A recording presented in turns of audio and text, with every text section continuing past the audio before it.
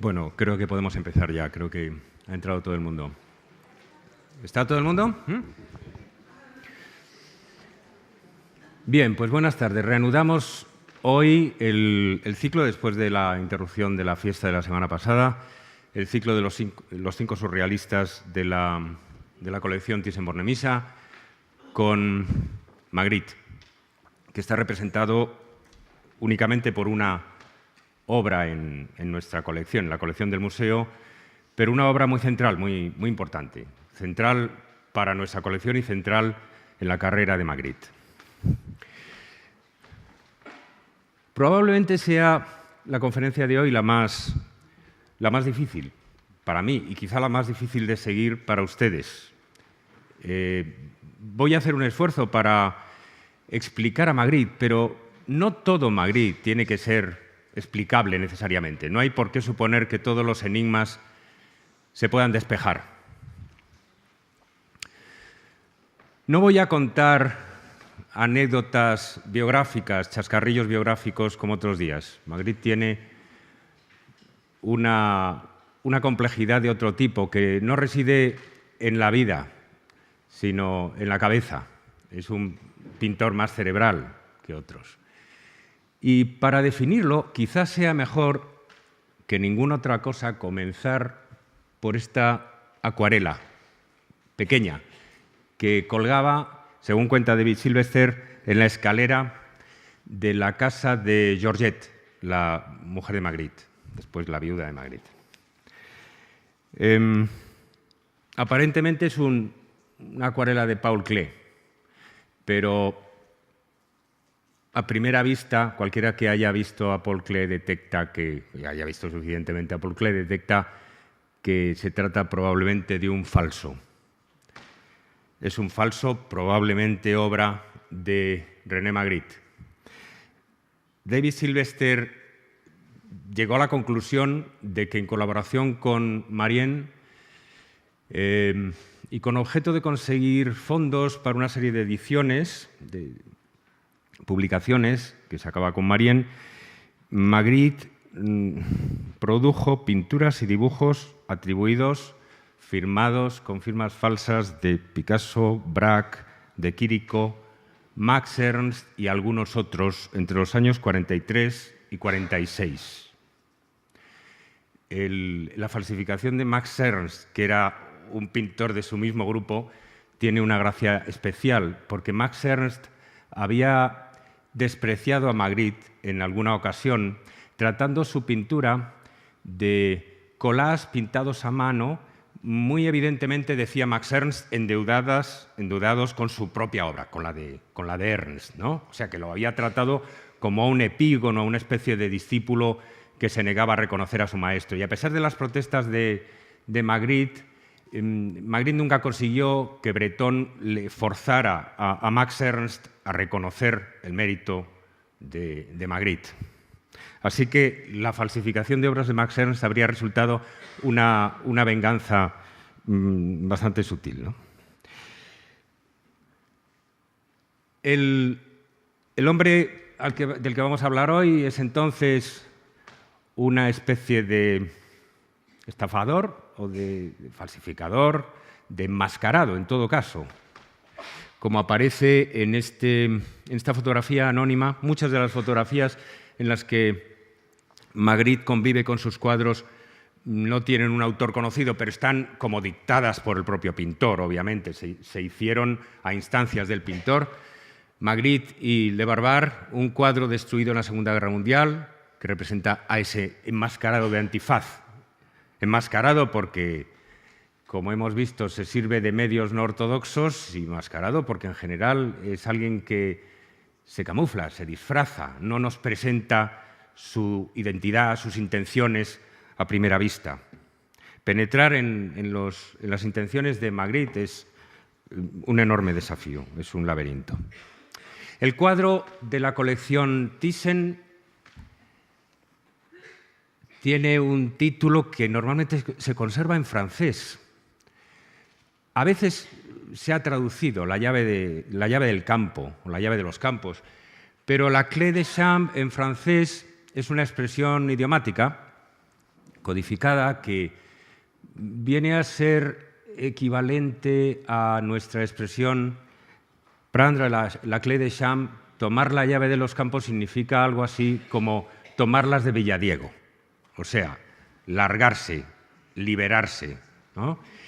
Y, bueno, pues, por una vez, el título y la imagen, que ya saben que en Magritte tantas veces aparecen tan violentamente desconectados, tan violentamente incongruentes entre sí, por una vez parece que el título que alude a la libertad, a la escapada, a la huida, guarda relación con esos cristales rotos a través de los que parece que alguien, quizá el pintor, se haya fugado campo abierto.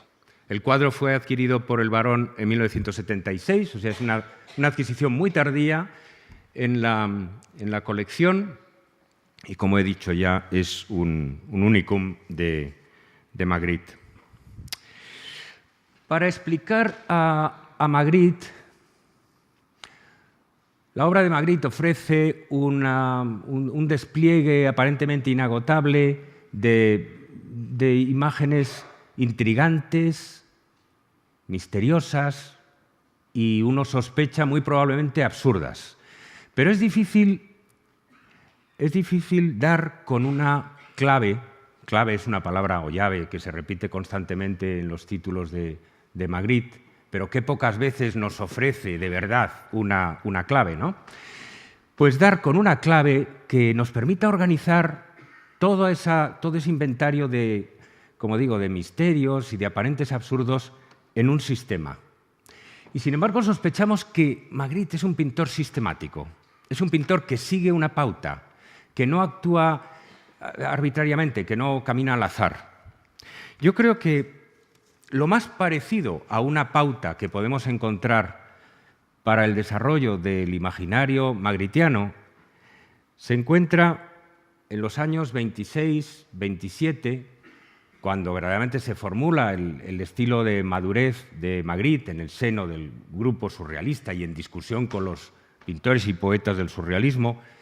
Y la pauta se parecería a algo como esto, la clé de songe. Una matriz, una tabla donde se combinan imágenes de objetos y palabras. Imágenes y objetos y palabras hay que no casan entre sí, o no siempre casan a veces, en el caso de L'Éponge, pero no en el caso de la table, o Le Ciel, o L'Oiseau, ¿no? Algunas imágenes, para que todavía la incongruencia sea más desconcertante, algunas imágenes casan con las palabras y otras no. El esquema de la clé de songe a veces tiene un desarrollo tridimensional y se convierte en una suerte de museo. Precisamente el título de aquel cuadro es El Museo de una noche. O sea que los objetos se encuentran, esta vez no acompañados ya por las palabras, alojados en nichos, en casilleros, como en las clasificaciones de las vitrinas de los museos, de las colecciones y de los archivos, ¿no? Pero un rasgo muy persistente en esta presentación de imágenes de objetos en la obra de Magritte, en la segunda mitad de los 20, es, como he dicho, la correspondencia con las palabras, las palabras se presentan escritas con una caligrafía un poco de cartilla infantil. Y verdaderamente Magritte parece que se inspiró en las cartillas, en los abecedarios, en los libros de las primeras leçons de choses de los colegios de su época. Estas que he traído con dibujos más o menos basados en fotografías son de mediados del siglo XX, son contemporáneas de Magritte, no las que habría visto en su infancia, pero da igual, porque los modelos de las cartillas y de las leçons de choses se perpetúan, son un poco siempre los mismos. A una imagen clara, una imagen que el niño pueda comprender inmediatamente, se le pone un pie, una palabra, para familiarizarle con el vocabulario. Se sigue haciendo así en las cartillas de idiomas, por ejemplo. La peculiaridad es que en Magritte, como he dicho antes, la correspondencia palabra-imagen está alterada, no funciona, o a veces no funciona. De estas cartillas, de estas leçons de sos, viene la famosísima, la archifamosa pipa de Magritte, ¿no? El ceci n'est pas une pipe, el esto no es una pipa, que se suele representar, se suele explicar en relación con la dinámica de la representación pictórica, alegando, esto no es una pipa porque es una imagen, esto no es una pipa porque es una pintura. La pipa sería, en todo caso, su modelo. Pero hay otra manera de interpretar el esto no es una pipa como un encuentro peculiar, un encuentro-desencuentro entre una de esas imágenes de objetos y una palabra, la palabra que en principio le corresponde. Así como en esta clave de los sueños, por ejemplo, de 1930, que es una de las versiones, la segunda versión de la Clé des Songes, la incongruencia se produce asignando a una imagen una palabra que no le corresponde. En el esto no es una pipa, la incongruencia se genera asignando la palabra correspondiente, la palabra justa, pero denegando que sea la palabra justa, ¿no? Cuando hicimos la exposición del surrealismo y el sueño, se me hizo muy claro, muy diáfano, que el esto no es una pipa de Magritte guardaba una relación muy íntima con la famosa pintura de Miró del Metropolitan Foto Este es el color de mis sueños. Ceci est la couleur de mes rêves. Tiene la frase tiene el mismo carácter indéxico, de señalar, de apuntar, en este caso no a un objeto o a la imagen de un objeto, sino a un color, a una mancha de pintura. O sea que la referencia de Miró se queda en la superficie de la pintura. Pero no es eso mismo también lo que pensábamos en el fondo de Magritte, que lo que estaba denegando era que la imagen plana puesta sobre la tela de la pipa fuera una pipa en realidad. Probablemente parezca raro asociar a Magritte con ese mundo figurativo tan impecable, como tan acabado, a veces tan fotográfico, con un Miró que se caracteriza por una cierta exaltación de lo informe, por ser un precursor del expresionismo abstracto en pintura, entre otras cosas. Pero en aquel momento, en los años 20, primero sabemos que Magritte se sintió fascinado por el descubrimiento de la pintura-poesía de Miró, de los años 26-27, y todo estaba en ese grupo muy mezclado, lo figurativo y lo abstracto, lo espontáneo y lo calculado, ¿no?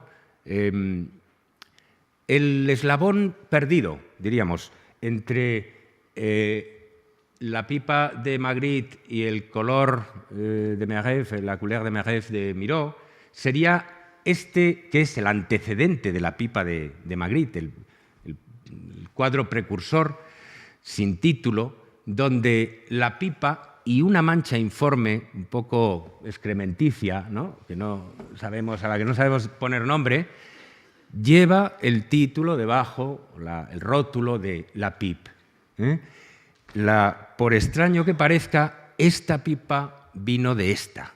O sea que primero formuló una versión un poco mironiana de su idea y luego la ajustó y la definió en los términos de lo que sería propiamente su pensamiento.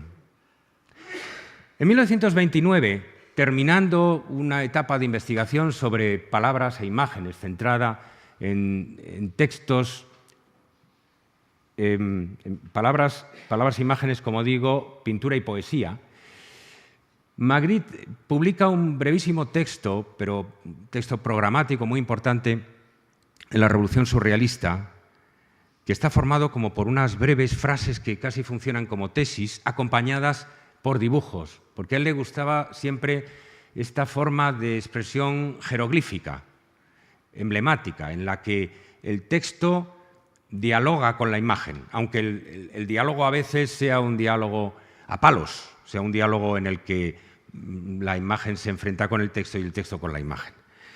En casi todas las frases hablan de la relación entre objetos e imágenes, objetos y palabras, imágenes y palabras. Entre los tres términos de este triángulo, diríamos sígnico, ¿no? En el que el objeto es la referencia real, sólida, la imagen, la representación plana y la palabra, la representación abstracta en el lenguaje.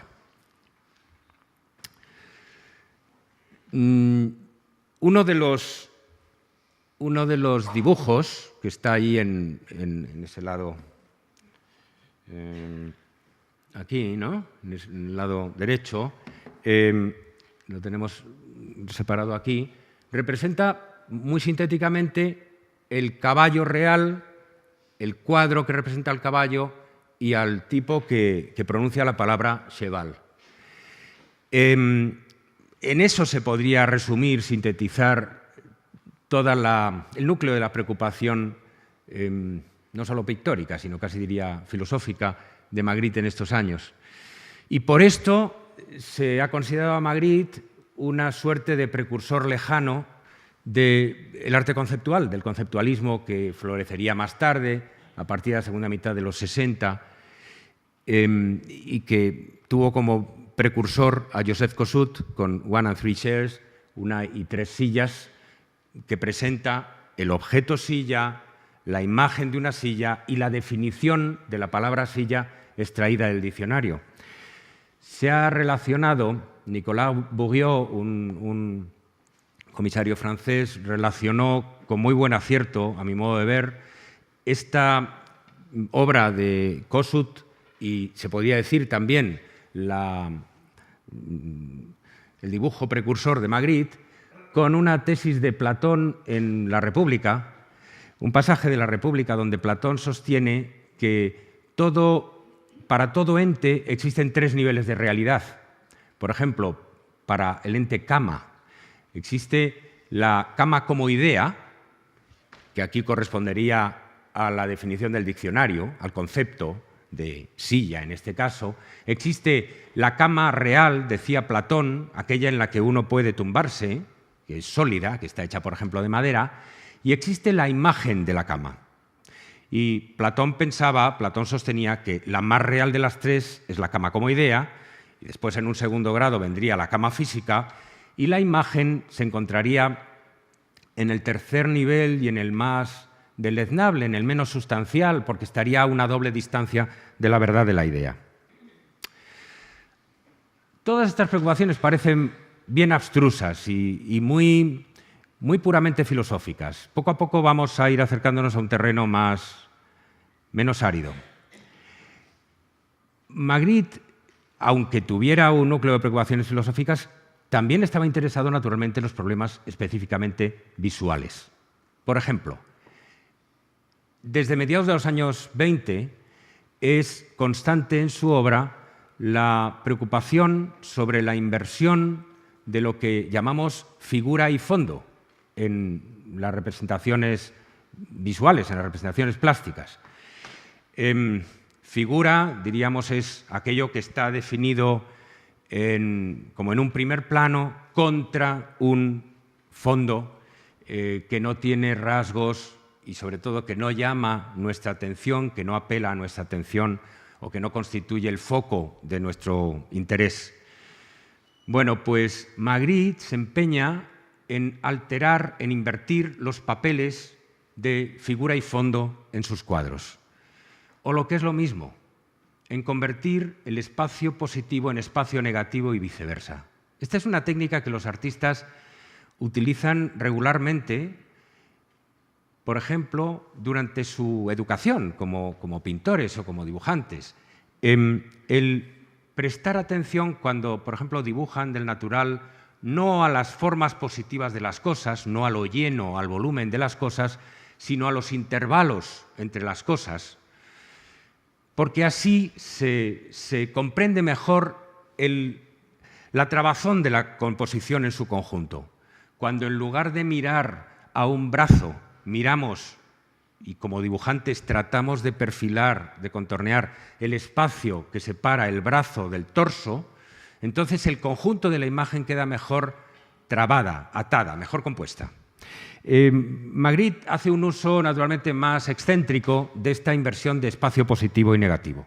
Y, por ejemplo, convierte habitualmente lo que pensamos que serían superficies opacas en superficies transparentes, lo que pensamos que deberían ser cuerpos sólidos en huecos, en agujeros, a través de los cuales nos asomamos a algo.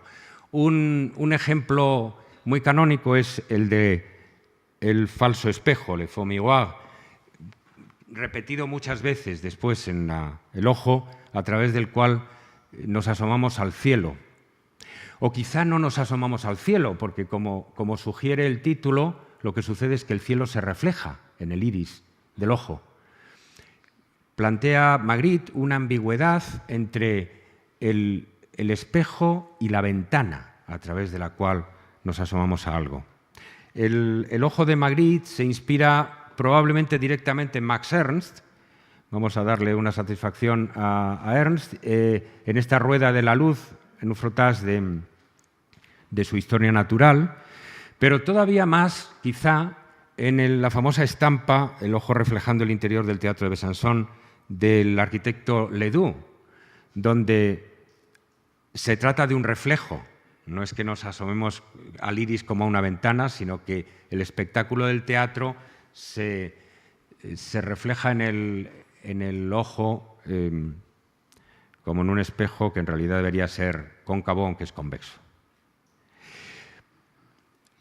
Magritte utiliza mucho el fondo del cielo, el fondo azul del cielo, con nubes, un poco estandarizado, codificado, como un medio para disolver la sustancia material de las cosas. Y el efecto es más espectacular cuando lo hace, como en este caso, con una máscara mortuoria con relieve, con volumen, ¿no? Como es esta, pintando sobre la escayola.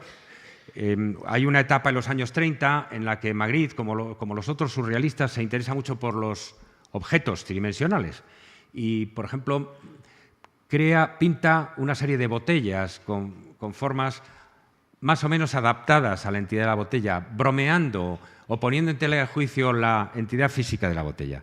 Pero también pinta, como digo, moldes de escayola como este. Son muy conocidos esos cuadros donde produce un decoupage, un recorte, y a través de una silueta como recortada nos asomamos a un cielo, o a un espectáculo, a un paisaje, a veces al mar. De manera que lo que en principio esperaríamos que fuera, como he dicho, una silueta llena, una silueta sólida, se desmaterializa, se vacía y se convierte ¿en qué? En una ventana a otro mundo. Así sucede con cuadros tardíos, pero muy conocidos, como La Gran Familia o El Amigo del Orden, infinitamente variados, porque Magritte, como saben, trabaja explorando algunas ideas y obteniendo a partir de ellas infinidad de variaciones, ¿no? Cambiando la figura masculina por una femenina, cambiando el paisaje terrestre por un paisaje marino y así sucesivamente. Uno que aprendió de esto, naturalmente, fue Dalí, con su famosa pareja con las cabezas llenas de nubes, donde la silueta se negativiza y se convierte pues, exactamente en una ventana a través de la cual vemos un típico paisaje pues, como de la playa del Cabo de Creus, ¿no? De la playa de Cadaqués, también con nubes. Las nubes en las cabezas son absolutamente magritianas. Y ahí están Gala y Salvador Dalí, que son los representados, naturalmente. Las dos figuras le representan a ellos. Precisamente el efecto de ventana va a dominar las exploraciones, las investigaciones de Magritte ya desde la segunda mitad de los años 20 y a lo largo de todo el resto de su carrera. Muchas veces en diálogo con el cuadro dentro del cuadro, con la reflexión sobre la pintura. hay decenas y decenas de ejemplos en la obra de Magritte de pinturas dentro de las cuales hay cuadros, donde aparecen cuadros. En muchas de ellas el cuadro es un objeto más o menos enigmático, pero no el centro de la atención, y en muchas de ellas el cuadro que aparece no presenta un desafío particular. Pero a veces los cuadros de Magritte, el cuadro dentro del cuadro, nos propone un enigma a través de una paradoja. Nos propone un imposible, una realidad que vemos pero que no podemos comprender, que no podríamos trasladar al mundo cotidiano. Por ejemplo, en El maestro del placer, esa conexión entre la chimenea, el edificio del paisaje, que ni siquiera se encuentra en primer término, sino ya muy metido en el espacio ilusorio de la pintura, y el bilboquet, estos chiminaques de madera que protagonizan la pintura de Magritte en los años 20 en particular, conectando directamente, sin ambajes y sin problemas, el mundo de la ficción y el mundo de la realidad, el mundo de la ilusión y el mundo de la verdad, ¿no? Las paradojas del mensaje a la Tierra son un poco más sutiles. El marco parece estar suelto delante de un paisaje, vamos a llamarle así, porque el horizonte se continúa dentro y fuera del marco, ¿no? Como si fuera un marco vacío que está ante ese horizonte. El objeto, esta especie de fresa o de esponja o lo que sea, es congruente con esa imagen, pero la cortina y los cables no, porque la cortina parece pender, acaba donde el marco, y los cables acaban donde el marco, o sea, no se continúan más allá. Y lo peor de todo, la firma está ahí flotando al lado del marco. O sea, favoreciendo esa ambigüedad, esa equivocidad, de modo que nos permita ver a veces el marco como un marco suelto, como un marco vacío, como un marco a través del cual se puede pasar como una ventana, o la idea del cuadro, del marco lleno, del marco que tiene dentro un lienzo sobre el que hay algo pintado, del cuadro opaco en oposición a la ventana. Fíjense, el problema esencial que se aborda en La Clé de Cham, en el cuadro de la colección Thyssen, está planteado ya aquí, porque no es otro que esta peculiar fusión entre el cuadro y la ventana, que por otra parte es una cosa que está en la médula de la tradición pictórica occidental. Como saben, desde por lo menos Leon Battista Alberti, en torno a 1430, probablemente también antes en Brunelleschi, desde que se formula la misma idea de la perspectiva pictórica, se impone la metáfora del cuadro como ventana. El cuadro pintado, que es una superficie opaca, tiene que aparecer ante los ojos del espectador como si fuera un cristal transparente a través del cual nos asomamos a un paisaje o a una escena cualquiera. La metáfora del cuadro como ventana, se ha dicho muchas veces, es una imagen que ha acompañado al ilusionismo pictórico en Occidente, por lo menos desde el siglo XV hasta por lo menos el final del siglo XIX, cuando empieza a ponerse en discusión. Los surrealistas se difieren de otras corrientes de la vanguardia europea de entreguerras porque siempre prestaron mucho crédito a esta idea del cuadro como ventana. André Breton lo dijo expresamente, que él nunca había podido ver un cuadro nada más que como una ventana para asomarnos a otra realidad, por muy distinta que fuera de la realidad cotidiana nuestra. En este sentido, los surrealistas eran muy tradicionales, muy poco abstractos, ciertamente, ¿no? Y confesaban, digamos, su convencionalismo, su filisteísmo. La pintura debe representar no solo cosas, debe representar mundos, ¿no? Y el cuadro debe ser siempre una ventana. Magritte asume esta ecuación del cuadro y la ventana, pero la asume con una perversa docilidad.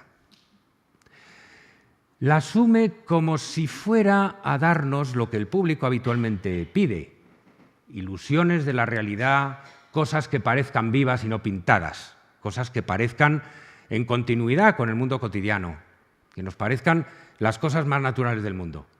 Pero lo que Magritte ofrece, en realidad, son ilusiones que están, ¿cómo diría?, minadas por dentro, ilusiones trampa, ilusiones que apenas entramos en ellas, apenas nos dejamos atraer y seducir por ellas, nos conducen a paradojas, a aporías, a callejones sin salida.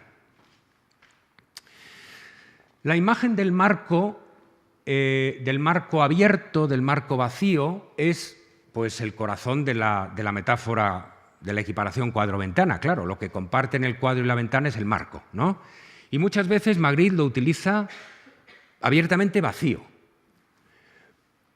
para crear una impresión, no sé, beckettiana, ¿no?, de Samuel Beckett, absurda y pesimista, de, por ejemplo, la figura mirando a un marco vacío, mirando al interior de un cuadro donde no hay nada y no sabemos si en realidad se asoma algo más allá o si es una oscuridad, la oscuridad de la pared, o como en Los encantos del paisaje, presentándonos ese marco que lleva el título pero no lleva la imagen.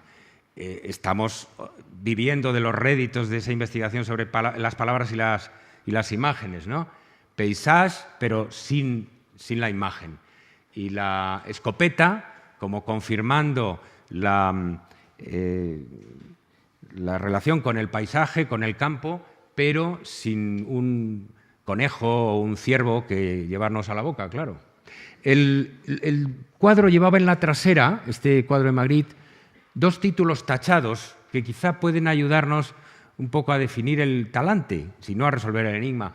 Uno de ellos era Le paysage disparu, el paisaje desaparecido, que parece aludir a un misterio de una novela de detectives, ¿no? Alguien ha robado el paisaje, o el paisaje ha sido escamoteado. Y el otro título que llevaba era Edgar Poe, curiosamente. Lo que podría evocar, por ejemplo, el misterio de la carta robada de Edgar Poe, donde la carta desaparecida está en realidad a la vista de todos, está encima de la mesa y precisamente por eso nadie le ha prestado atención. En todo caso, es un tipo de cuadro, y esto es muy habitual en Magritte, donde se nos llama la atención sobre la ausencia, más que sobre lo que está, sobre lo que no está. Hay infinidad de variaciones sobre el marco y su relación con lo que contiene. En el buen sentido, el marco es el único elemento, digamos, reconocible, tranquilizador, cuando la pintura ha sufrido una metamorfosis pues increíble, insólita, y se ha transformado en realidad viva. Y el marco está ahí un poco como de más, se ha convertido en una especie de bandeja hiperbólica que soporta el frutero y las frutas sueltas. El marco no es de todas formas el único elemento, diríamos, suplementario de la pintura. Toda pintura, todo cuadro, tiene un contorno, tiene una periferia, un parergon, como le llama Derrida, que no forma parte del cuadro mismo, pero que, diríamos, ensalza y presenta el cuadro, lo que está contenido en la pintura. El principal medio de esos suplementos, de esos parergon, es el marco, efectivamente. Pero hay otros, como las cartelas, como la propia tela. Es un soporte que enmarca la pintura, particularmente cuando aparece, digamos, levantada, enrollada en una esquina. Los signos de la tarde, por muy extraña que parezca, por muy extravagante que parezca, es una pintura que se puede relacionar con precedentes en trampantojo del siglo XVII, como esta Vanitas de Gijsbrecht, un pintor de Amberes de la segunda mitad del XVII, cuyo lienzo se levanta por una esquina en trompe-l'œil, en trampantojo. Un poco como ha tratado de hacer, con menos virtuosismo imitativo, con menos virtuosismo ilusionista, Magritte en Los signos de la tarde, ¿no? El propio soporte se enrolla y así nos dice: soy una pintura. Lo que estos signos indican, como el propio marco, es que lo que nos recuerdan es que no estamos ante las cosas mismas, sino que estamos ante un artificio, estamos ante una representación. Uno de los méritos del trampantojo del siglo XVII es su enorme conciencia autorreflexiva. Los pintores de las Vanitas en trampantojo son como esos personajes de las novelas o de los dramas que saben que son personajes de una obra de ficción, como el protagonista de Niebla de Unamuno, ¿no? Que sabe que es como el personaje de una novela y se va a ver al autor de la novela, como pasa tantas veces en la narración, en la narrativa posmoderna, donde los personajes tienen una autoconciencia, un punto de vista elevado de dónde están situados y se ven dentro del marco de la novela, del género literario en el que estén. Bueno, los pintores del siglo XVII daban a sus objetos, a sus cuadros, ese tipo de autoconciencia, de autorreflexión. Las posibilidades de jugar con la realidad que hay delante del cuadro, detrás del cuadro, paradójicamente, en Magritte, son enormes. Por ejemplo, el cuadro se puede convertir literalmente en una ventana que horada el revestimiento del muro y que nos descubre el ladrillo que hay debajo. El cuadro se convierte en la sangría en una suerte de dispositivo de rayos X que nos permite atravesar las primeras capas de la pared y mirar dentro del muro. O al contrario, en La venganza, y el título yo creo que está muy bien puesto, el cuadro genera la realidad circundante. El cuadro emite esas nubes, el cuadro irradia esas nubes y crea a su alrededor una pequeña extensión de su paisaje, de su clima. ¿De dónde podían venir esas nubes de interior sino de haberse escapado del cuadro? Y sin embargo, flotan en el aire de la estancia y proyectan sombras, ¿no? Como se ve bien. La ventana es una fuente de paradojas inagotable para Magritte, incluso cuando se prescinde de la pintura, cuando nos olvidamos del marco pictórico, del marco del cuadro por un momento. En Elogio de la dialéctica, el marco de la ventana contiene una casa que, en el fondo, aunque sea una casa en miniatura, es la casa que contiene a la ventana. O sea que tenemos una especie de uróboros, de serpiente que se muerde la cola. La ventana está contenida en la casa, pero la casa está complementariamente contenida en la ventana. Es una paradoja incomprensible, inextricable, ¿no? Matisse llamaba a estos cuadros el problema del cuadro, el problema de la ventana, el problema de la casa. Y les dedicaba una serie de pinturas, a veces de dibujos, para abordar las posibles soluciones a esos problemas. La ventana es un objeto emparentado naturalmente con la puerta. Ocupémonos ahora de la puerta, escribe Magritte. La puerta puede abrirse a un paisaje visto del derecho o del revés. El paisaje puede ser representado sobre la puerta. Intentemos algo menos arbitrario. Junto a la puerta hagamos un agujero en la pared que sea otra puerta también. Este encuentro se perfeccionará si reducimos estos dos objetos, la puerta y el agujero, a uno solo. O sea que son investigaciones, variaciones sobre el motivo de la puerta y la abertura, que es también la ventana, sobre el abrir hacia un interior, el abrir hacia adentro y el abrir hacia afuera, la respuesta imprevista y la perspectiva amorosa son complementarias, porque en una de ellas la puerta se abre hacia una estancia más íntima y más oscura y más tenebrosa, más misteriosa, y en el otro caso se abre a un paisaje exterior, ¿no?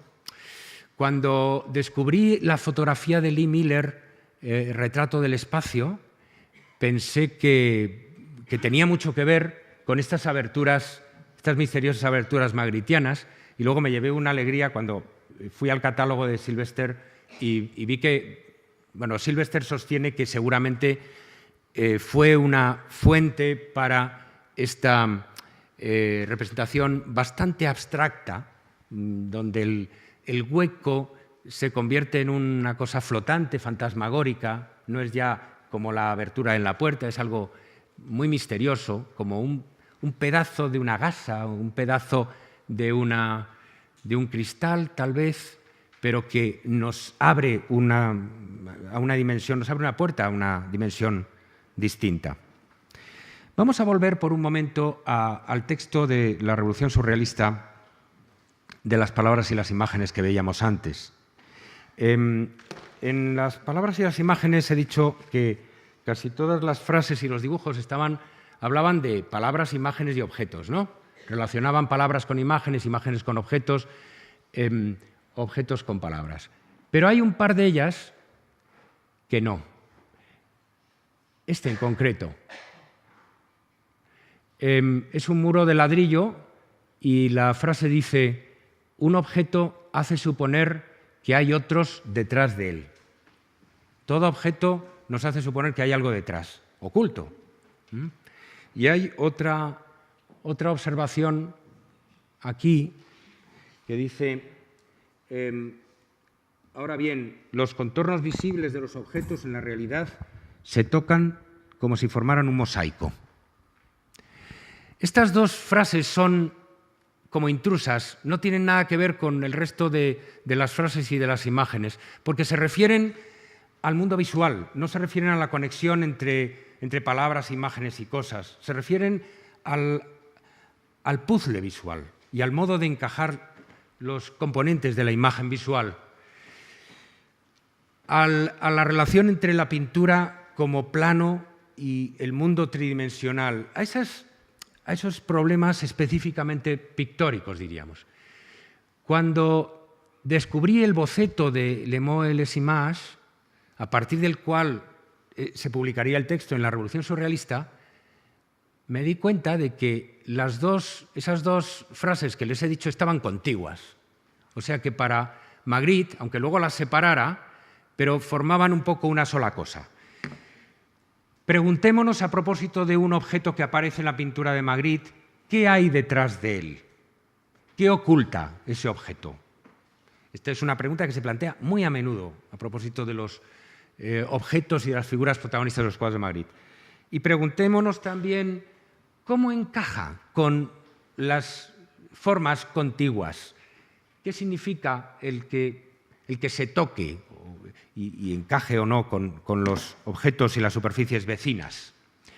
Dos ejemplos muy genéricos. En esta foto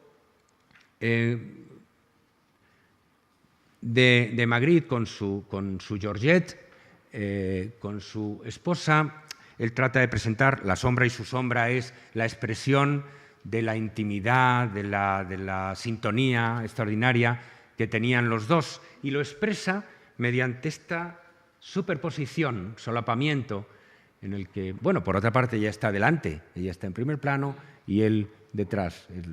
El famoso, no es la mujer que está detrás de todo hombre importante, sino al revés, ¿no? El hombre está detrás de la mujer importante.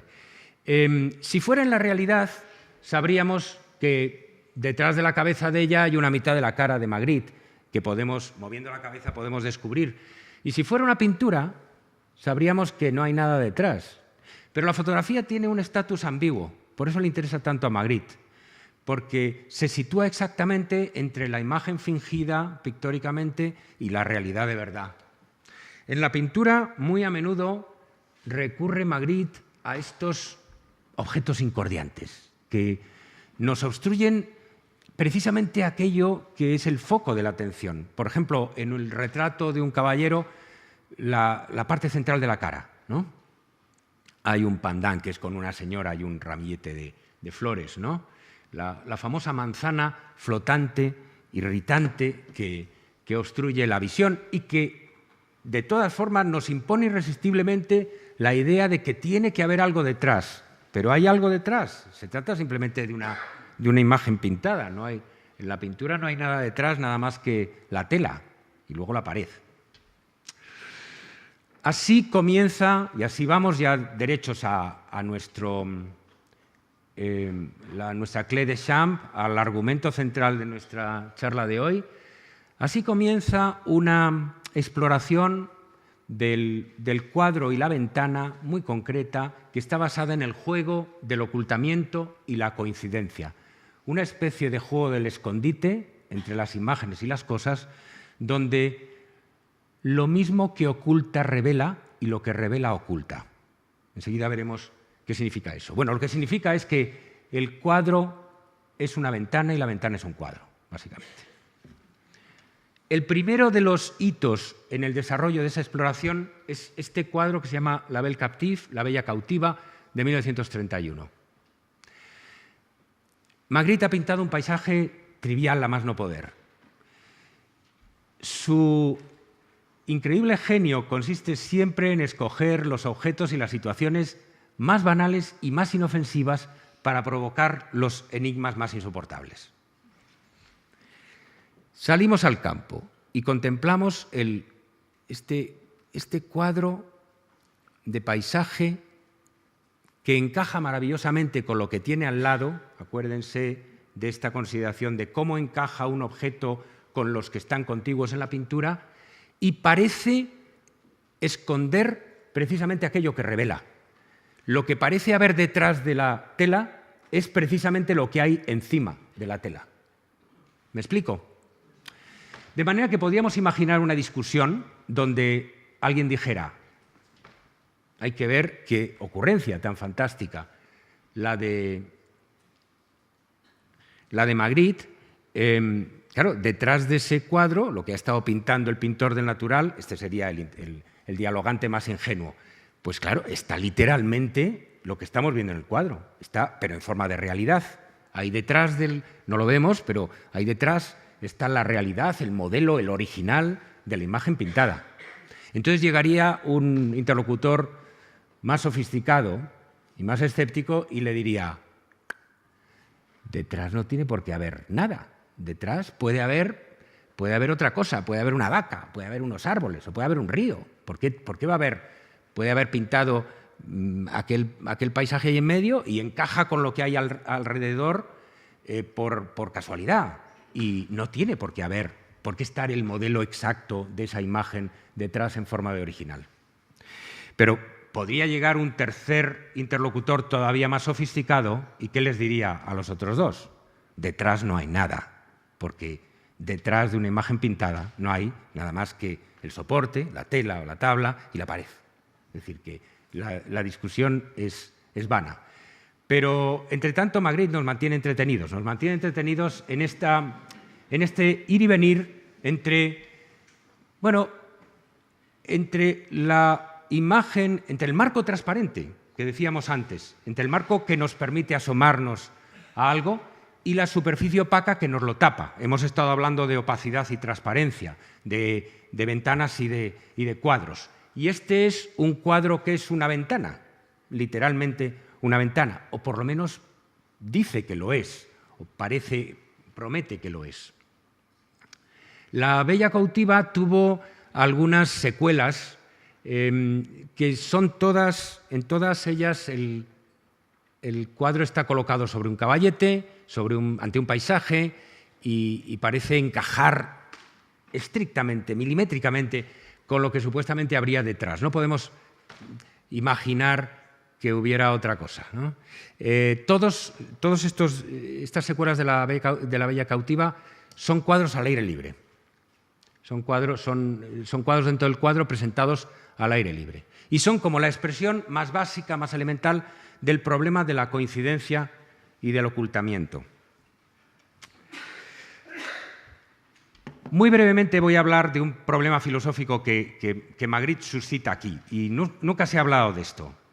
Existen dos teorías de la verdad tradicionales. Bueno, existe una teoría dominante de la verdad que ha predominado en Occidente desde Platón y Aristóteles a través de toda la Edad Media, de Santo Tomás de Aquino, de los racionalistas y empiristas y hasta el siglo XX, hasta Bertrand Russell, que es la teoría de la verdad como correspondencia. La teoría de la verdad como correspondencia la formuló, en primer lugar, Aristóteles en su Metafísica, donde observa: decir de lo que es que no es, o de lo que no es que es lo falso.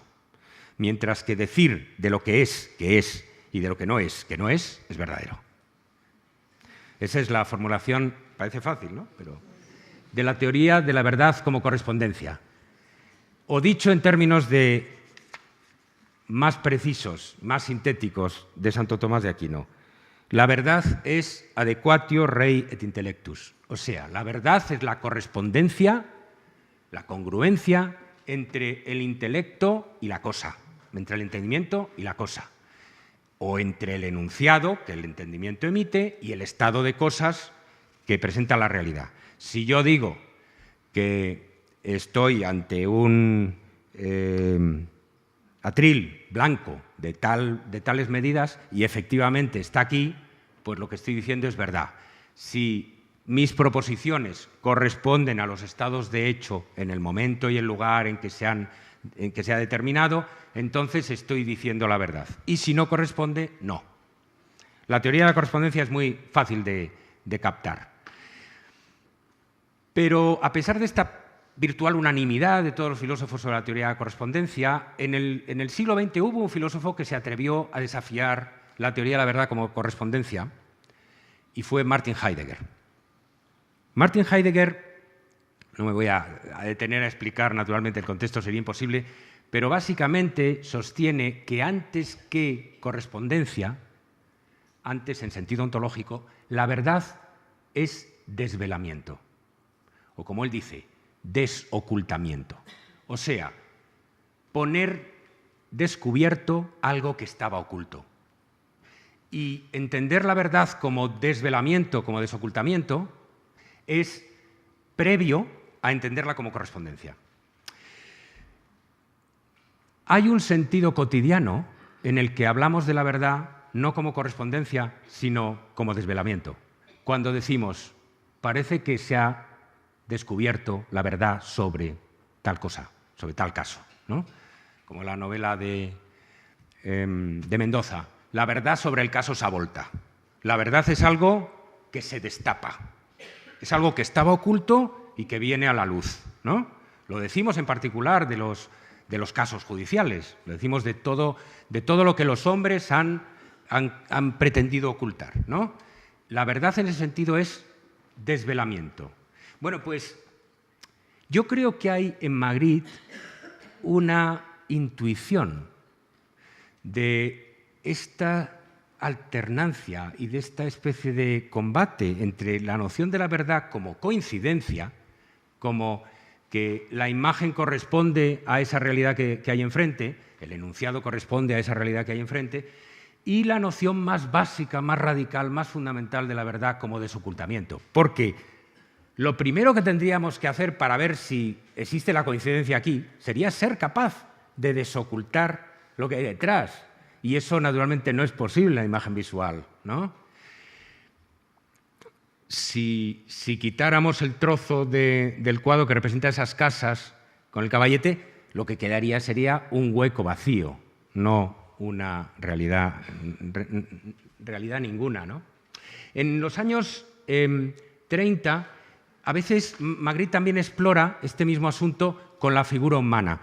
Por ejemplo, en este caso, evidentemente, hay una incongruencia, pero basada en una especie de congruencia básica. Aquí parece que se trata de un espejo, pero también podría ser como una ventana mentirosa, una ventana tramposa, porque, bueno, ese cuerpo se parece bastante a este. Lo que pasa es que está en posición invertida.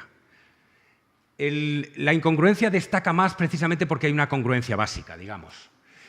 En la representación, que es este fragmento de vientre y de pubis femenino, enmarcado, como pasaba en los Dalí que hemos visto antes, en las cabezas llenas de nubes, por un marco que se ciñe al objeto representado, perversamente, hizo una fotografía Magritte muy interesante, donde le pidió a su amiga Irene Amoir que se pusiera el cuadro encima, para jugar a esto de qué hay detrás y si el cuadro oculta lo que revela y revela lo que oculta. En la fotografía sí sabemos que está ocultando algo parecido. La fotografía, el cuadro se convierte nuevamente en un dispositivo de rayos X que nos permite como atravesar las ropas de Irene.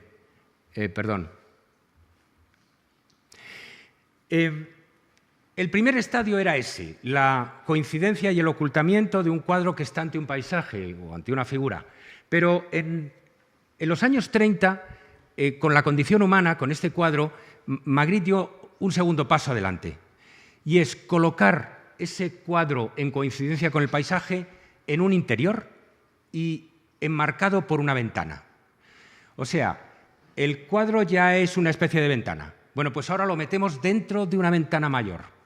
Es como un juego de matrioscas, de muñecas rusas, porque se van metiendo las cosas unas dentro de otras.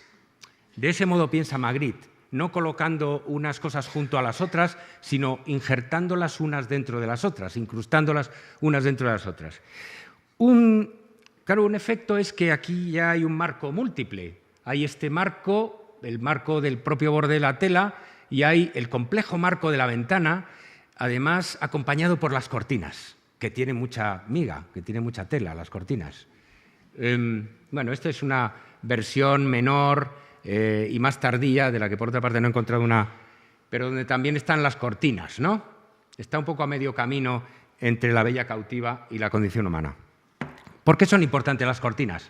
Bueno, hay esa anécdota que cuenta Plinio el Viejo de Zeuxis y Parrasio, la recordarán ustedes.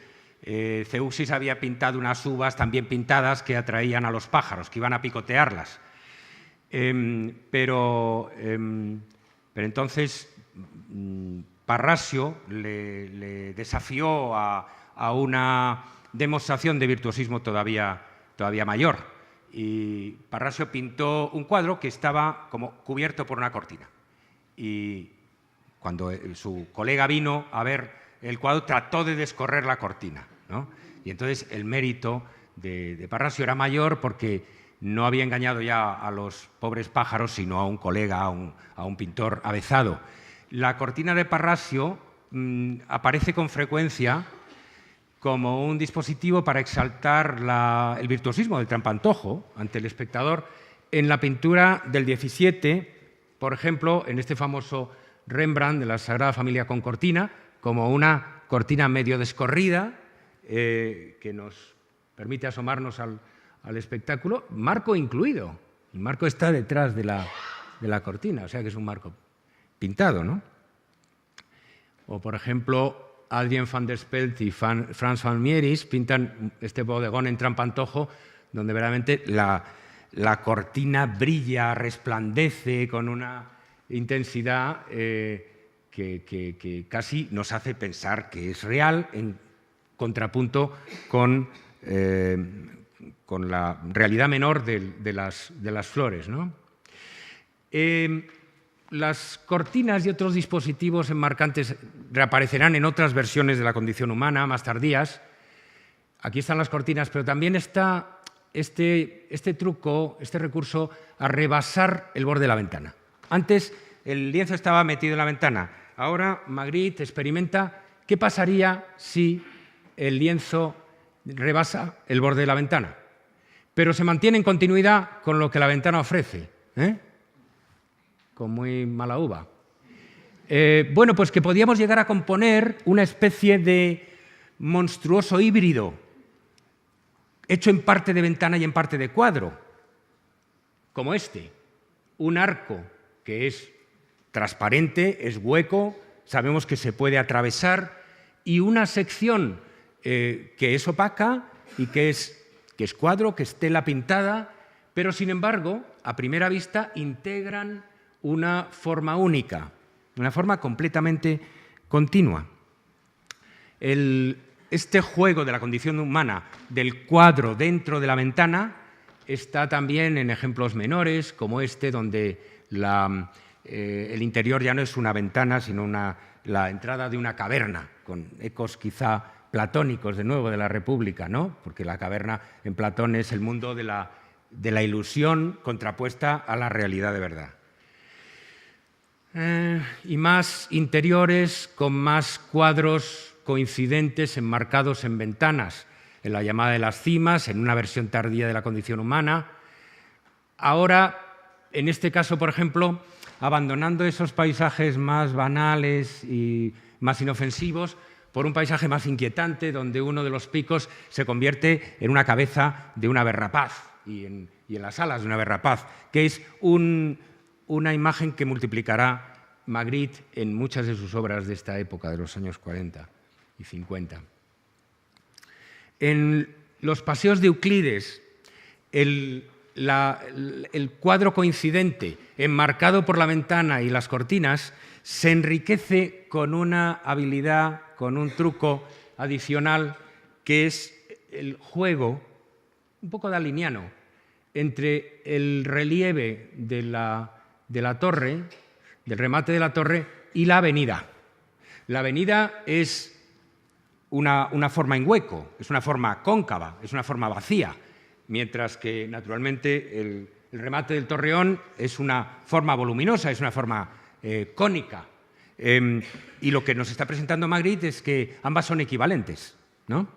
Que el lleno y el vacío, lo negativo y lo positivo tienen el mismo valor. Esta, en el fondo, es una lección que todos habían aprendido del cubismo, en particular de la escultura cubista, y de cómo Picasso, por ejemplo, había tratado formas negativas y formas positivas en el espacio de manera equivalente. La representación es una variante extraña donde hay un cuadro que no es un cuadro, que no sabemos en realidad qué es, que está a medio camino, perversamente, entre el cuadro y la ventana, donde se reproduce a pequeña escala la escena mayor contigua, ¿no?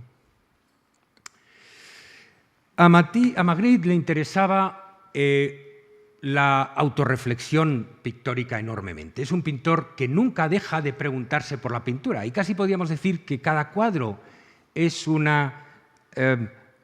ensayo de definición de la pintura, un ensayo de definición de los elementos fundamentales de la pintura, de la tarea de la pintura, de las imposibilidades de la pintura. Para ello, curiosamente, se servía como un trampolín de la fotografía.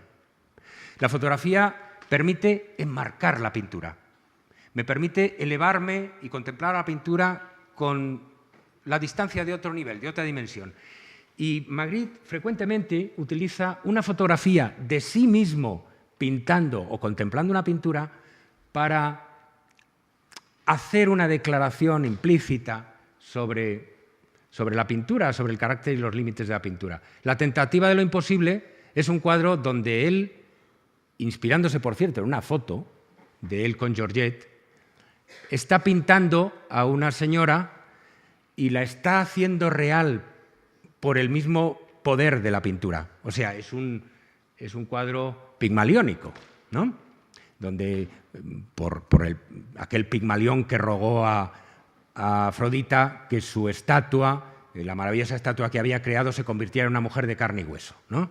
La mujer que está emergiendo de su pintura, de esta sí podríamos decir que sí es una mujer, ¿no? A diferencia de la pipa famosa, porque no es una imagen plana pintada sobre una tela, sino que está convirtiéndose en tan real como el propio pintor. Ahora, en la imagen que se ha hecho tomar Magritte ante el cuadro, él aparece con la paleta, por consiguiente, pintando al pintor y pintando a su modelo. Y entonces, exactamente lo que hace es lo mismo que él hacía cuando colocaba el lienzo enmarcado por la ventana. Crea un marco superior, crea un ambiente superior, que le da un nuevo valor y coloca en su lugar a la escena anterior. Algo de eso sucede también con este otro juego de cajas chinas o de muñecas rusas, que es la clarividencia.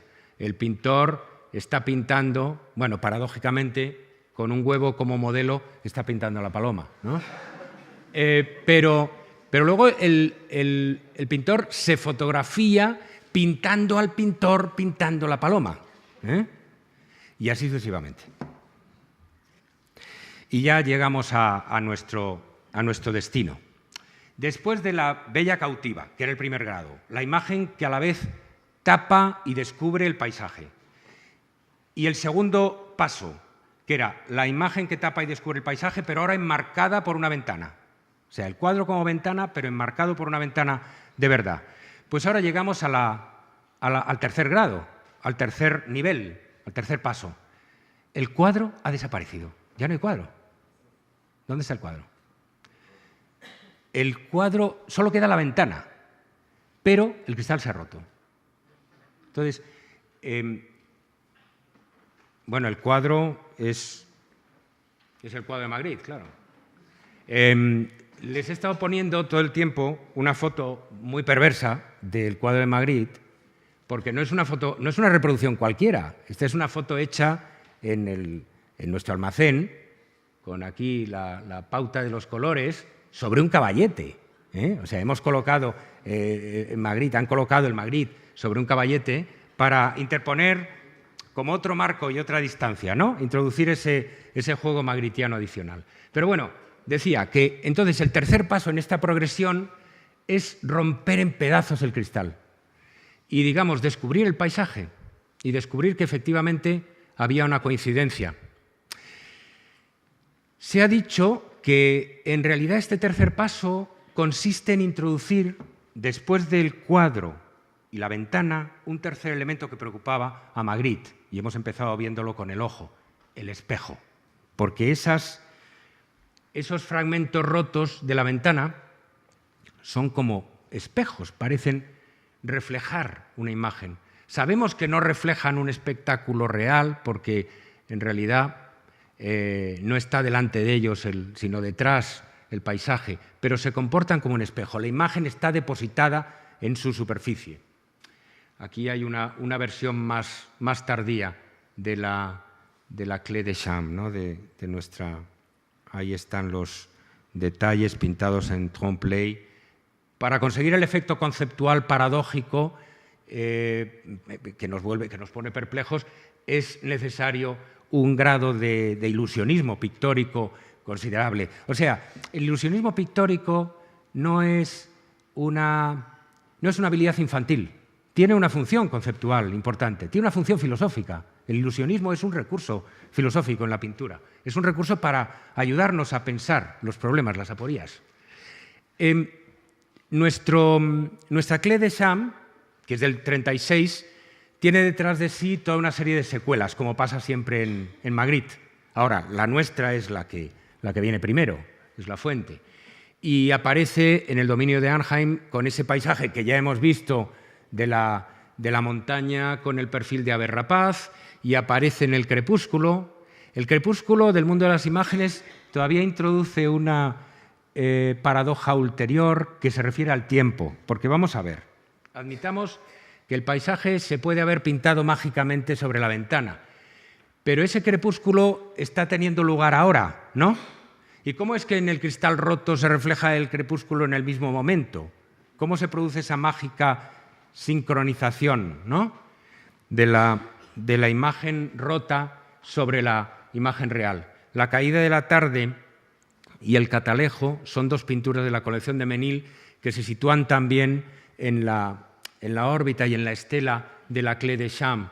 En esta, evidentemente, porque de nuevo se trata de... Los cristales son las piezas del rompecabezas que es el paisaje que se ve por la ventana. Pero también en el catalejo, que es un cuadro menos previsible, más desconcertante, donde de nuevo se recurre al juego de la opacidad y de la transparencia, al juego de esa abertura que no sabemos a dónde nos conduce, si es que nos conduce a algún sitio, porque bueno, la ventana parece una ventana de verdad en esta hoja, parece que nos deja ver el cielo, pero se abre y no hay más que oscuridad, una oscuridad sin fisuras. Pero lo mejor de todo es que el cielo no está pintado sobre el cristal, porque en esa esquina la ventana sí es transparente. ¿Se ve eso? Si el cielo estuviera pintado sobre el cristal, al abrirse la ventana tendría que, verse ligeramente en escorzo, en perspectiva, y desde luego esta esquina tendría que estar tapada. Pero todo Magritte es un laberinto de estas imágenes imposibles que en una primera ojeada, si no nos detenemos a descifrar la imagen, pueden parecer más o menos verosímiles, pero que luego, en un segundo examen, resultan verdaderamente imposibles, irrealizables, literalmente irrealizables. La pintura sobre vidrio es interesante porque la posibilidad que está sugerida en muchos de estos cuadros descendientes de la Clé de Cham, de que el paisaje esté pintado sobre la ventana como si se tratara de una tela, la pintura sobre vidrio, curiosamente, se ha utilizado para producir efectos ilusionistas particularmente sofisticados en el cine. Saben ustedes que, sobre todo en las vistas de paisajes, en las películas, pues con un desarrollo escénico grande, en las películas históricas, donde hubiera sido muy caro reconstruir determinados edificios, el truco al que recurrían los matte painters, los pintores de cristal, los pintores de estos recursos ilusionistas en Hollywood, era a pintar sobre una superficie transparente la parte superior de las estructuras arquitectónicas, las plantas superiores, por ejemplo, las torres de un castillo, y eso después se ajustaba, se acomodaba para la visión de la cámara, encajándolo con un decorado más modesto que normalmente ocupaba la primera planta. En la fotografía yo creo que se entiende bien, ¿no? Una cantidad ingente de películas de Hollywood que hemos visto y que hemos tomado como, imágenes de decorados reales, están producidas mediante este tipo de pinturas sobre vidrio. Y voy a traigo un solo ejemplo que me ha intrigado especialmente porque tiene algo de magritiano, además. Y es el ejemplo de la pintura sobre cristal, sobre vidrio, que se utilizó en el plano inicial de la película famosa del melodrama Green Dolphin Street de 1947, de Lana Turner y Van Heflin, que les recomiendo que vean si no la han visto. Howard Fisher, en el primer plano de la película, aparece una vista espectacular de una isla en el Canal de la Mancha, y para componer ese plano, Howard Fisher creó esta pintura. Está oscurecida, está enmascarada en esta zona, a través de la cual, utilizando esa parte como ventana, estamos combinando el cuadro y la ventana como pretendía hacerlo Magritte, a través de la cual la cámara tomaba el movimiento real de las olas. De manera que en el compuesto, había pensado traer el clip, pero es demasiado complicado poner clips aquí, siempre fallan, ¿no? De manera que en todo este trozo vemos moverse el agua real que está tomada por la cámara, y no advertimos ninguna discontinuidad con el resto de la imagen. Bueno, me gustaba como ejemplo porque me recuerda mucho y he llegado a pensar si Magritte, que empezó a pintar estas rocas flotantes en el aire con castillos encima, como en este caso, que se parece tanto a la de Howard Fisher, al monasterio de Howard Fisher, si Magritte no había visto la película, que me parece probable que lo hubiera visto y le hubiera inspirado. Tendría gracia que le hubiera inspirado. Y ya terminó. Las superposiciones de una imagen sobre otra, que, digamos, tapan y revelan a la vez, por abstrusas que nos parezcan, tienen aplicaciones aplicaciones prácticas en el campo de las artes visuales muy sorprendentes. Hay un artista contemporáneo de ahora mismo, que se llama Christopher Moloney, que se dedica exclusivamente a esto. Imprime fotogramas famosos de películas de Hollywood. Va a buscar la localización, el lugar que se utilizó como escenario, porque siempre escoge escenarios reales, claro, y que existan todavía. Se ha centrado en particular, aunque él es canadiense, se ha centrado en Nueva York, aunque ahora está haciendo un recorrido más amplio por todo el mundo.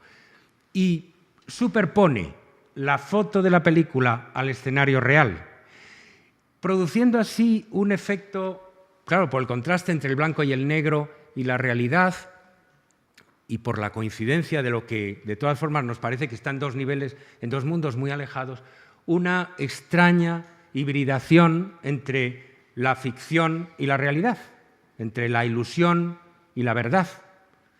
Y, bueno, pues este Desayuno en Tiffany's, por ejemplo, este juego de imágenes de Desayuno en Tiffany's, pues digamos que realiza de una manera práctica un poco algo del programa de investigación de Magritte, a un nivel más pop, a un nivel cotidiano, que pone en juego nuestra memoria de las películas, pero digamos, jugando a salvar, a destacar el abismo y a la vez a salvar el abismo entre, como decía, la realidad y la apariencia de las imágenes. Muchas gracias.